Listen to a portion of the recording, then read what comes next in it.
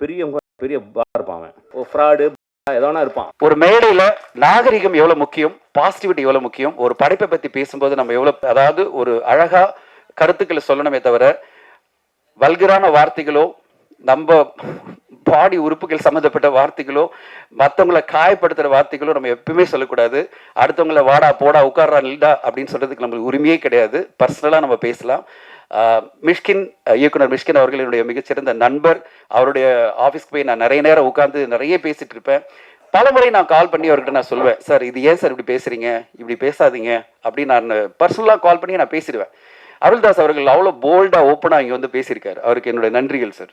ஏன்னா ஊடகங்கள் பல பேர் வந்து சொல்ல முடியாமல் அவங்க வந்து இப்படிடா இப்படி பேசிட்டு இருக்காரு ஒருத்தர், இங்கே யாருமே சொல்ல மாட்டேன்றாங்களே அப்படின்னு நினைக்கும் போது அருள்தாஸ் அவர்கள் வந்து தைரியமாக நின்று, சார் இது தவறு, நான் கண்டிக்கிறேன்னு சொல்கிறேன் பார்த்தீங்களா, உங்களுடைய கட்ஸ்க்கு ஹேட்ஸ் ஆஃப்.